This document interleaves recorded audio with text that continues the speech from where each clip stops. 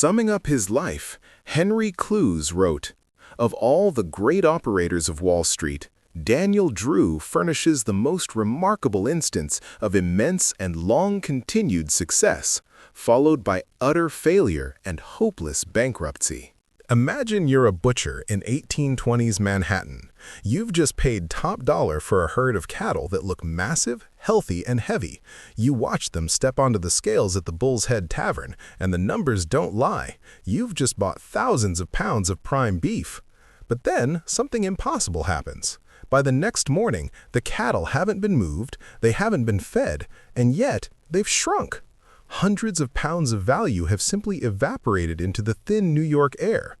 How did a farm boy with nothing but a bag of salt and a bucket of water trick the most seasoned businessmen in the city? More importantly, how did that simple, dirty farm trick evolve into a financial weapon that built the American railroad empire, corrupted the highest courts in the land, and eventually birthed the term watered stock?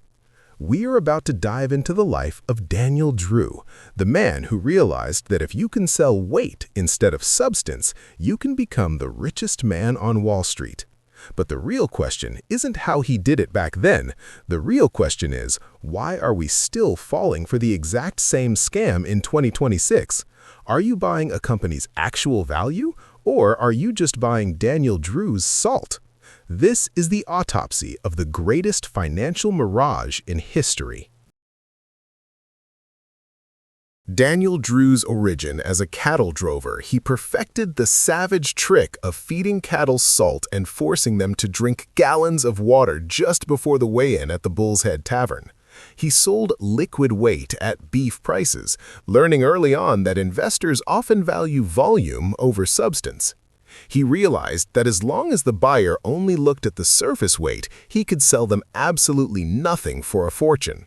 If you think the cattle scam was dirty, wait until you see what he did to the railroads. If you love uncovering the gritty side of American history, hit that subscribe button right now. We're exposing every robber baron this year. Drew's transition from cows to railroads. As the treasurer of the Erie Railroad, he became the first speculative director, using the company's treasury to bet against its own success. He realized he could make more money from a failing company's stock swings than from a successful railroad's dividends. He would spread false rumors of bankruptcy, drive the price down, buy it all up, and then pump it back up using his watering logic. In 1857, a sudden shock rippled through the American economy and quickly spread across the Atlantic, becoming one of the first truly global financial crises, the Panic of 1857. What began as a collapse in speculative investments soon turned into a nationwide panic. Banks failed, businesses shuttered, and thousands of investors watched their fortunes vanish almost overnight. Railroads, once celebrated as the unstoppable engines of American progress, were suddenly drowning in debt, their bonds losing value as confidence evaporated. For most people, the Panic of 1857 was a catastrophe. Merchants closed their doors, farmers struggled to sell their crops, and ordinary workers faced unemployment and uncertainty. But for one man, the chaos of the market was not a disaster, it was an opportunity. That man was Daniel Drew. Drew had built his reputation on a simple but ruthless understanding of markets. Fortunes are often made not during prosperity, but during collapse. While others scrambled to protect what little they had left, Drew calmly positioned himself to profit from the destruction around him. His weapon of choice was a financial tactic known as short selling. In simple terms, Drew would borrow shares of stock and sell them immediately, betting that the price would soon fall. If the market collapsed, as it often did during a panic, he could buy those shares back at a much lower price, return them to the lender, and pocket the difference as profit. In stable times, this strategy was risky, but in a crisis, when fear dominated every trading floor, it became incredibly powerful. And Drew understood fear better than most. As the panic deepened, railroad companies began to crumble. Many had expanded too quickly during the boom years, borrowing heavily to lay tracks across the country.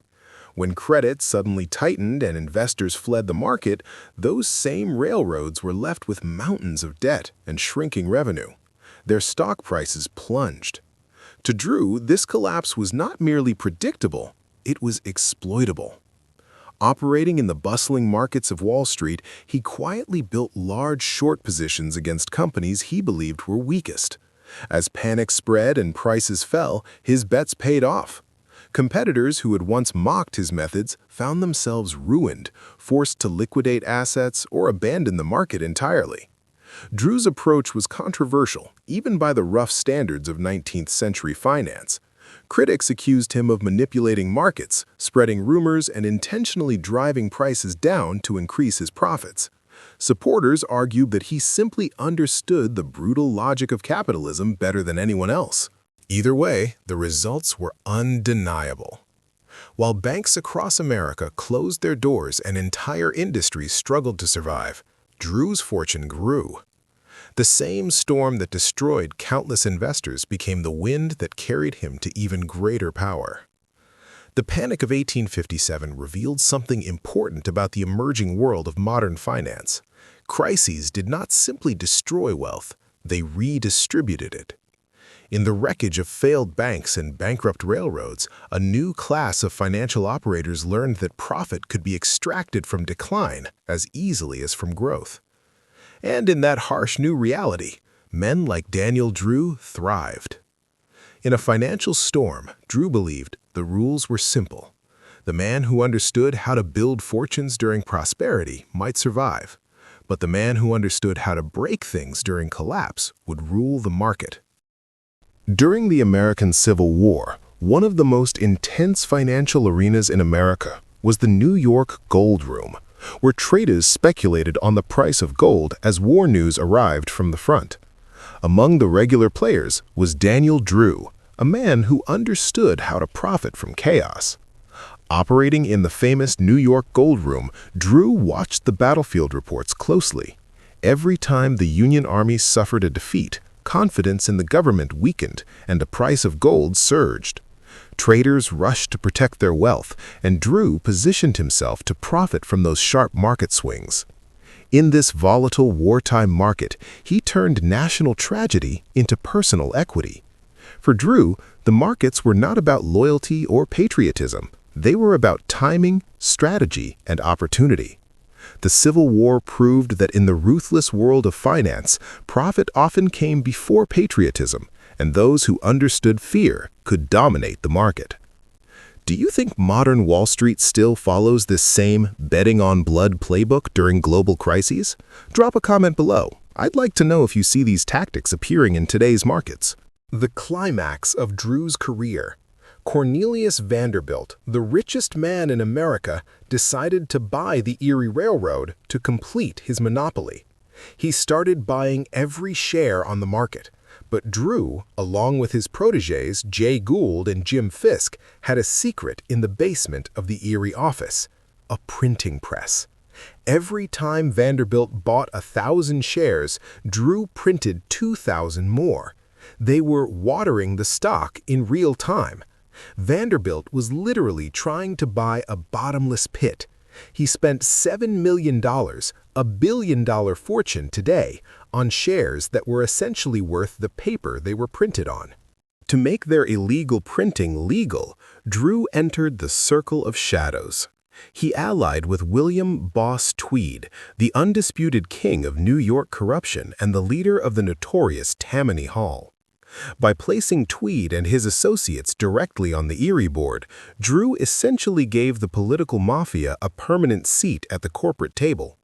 This wasn't just a business deal, it was a merger of organized crime and industrial power. In return for massive kickbacks and blocks of watered stock, Tweed used his Tammany ring to control the judiciary, employing hand-picked judges to dismiss every injunction and lawsuit Vanderbilt filed. It transformed the New York court system into a personal defense firm for the Erie Gang, where justice was a service sold only to the highest bidder. This was the dark birth of the corporate political complex, a system where the line between the boardroom and the courthouse vanished entirely. Drew didn't just break the law, he turned the entire legal system into a commodity that could be bought, sold, and traded like railroad stock, ensuring that no matter how much fraudulent paper he printed, he remained legally untouchable. The Great Escape, Fort Erie, and the $6 million row. When a rare, honest judge finally issued an arrest warrant, the scene turned into a high-stakes action movie. Drew, Gould, and Fisk stuffed $6 million in cash into suitcases, a staggering $200 million in today's value, and rode across the Hudson River through a thick, blinding fog to escape New York jurisdiction. They established Fort Erie at Taylor's Hotel in Jersey City, hiring a private army of armed thugs and mounting cannons on the docks to repel any encroaching authorities or bounty hunters. From this fortified sanctuary, they funneled bags of cash directly to Albany, aggressively bribing the state legislature into passing a bill that retroactively legalized their fraudulent shares.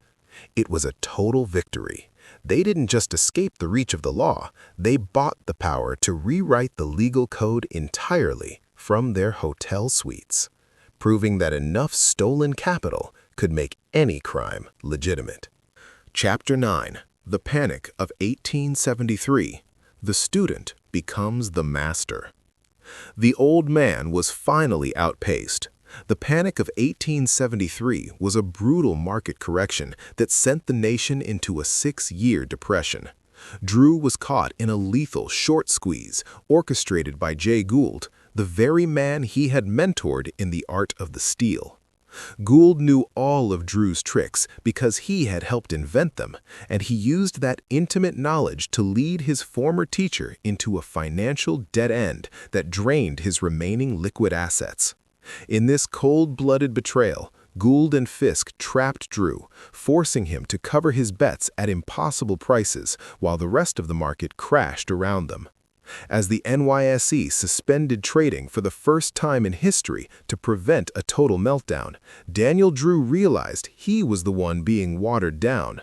The student didn't just beat the teacher, he erased him from the board entirely. While the city fell into a deep economic despair, the man who once sold water for weight was left parched by the very system he helped build. His empire, built on salt and thirst, dissolved in a matter of days, leaving him to face the ruins of his reputation alone. Drew's final years were a masterclass in irony. He died in 1879 in a tiny room, penniless, depending on his son for bread. He had donated millions to build churches and the Drew Theological Seminary, desperately trying to balance his ledger with God before the final weigh-in. But Wall Street didn't care about his soul. He died as a punchline, a man who forgot his own rule. Bulls make money, bears make money, but pigs get slaughtered. The Modern Mirror, 2026, and The Salt. We look back at Daniel Drew and laugh at the silly butcher who bought a thirsty cow. But look at your phone. When a tech company with no revenue and a $50 billion valuation goes public, that's salt. When a crypto founder pumps a coin and then shorts it on the way down, that's Daniel Drew. The technology has moved from the cattle yard to the cloud, but the human thirst for easy money hasn't changed. Don't be the butcher. Look for the salt. Daniel Drew was a pioneer of pain, but his student Jay Gould was a master of disaster. To see how Gould nearly crashed the entire U.S. government in a single afternoon, click the video on your screen now. If you think Jay Gould's betrayal was the coldest move in Wall Street history, smash the like button to help this video reach more history buffs. Drop a comment below. Do you respect Gould's ruthlessness, or did he go too far? And if you want to survive the next market crash, hit subscribe so you never miss a lesson from history's most dangerous gamblers.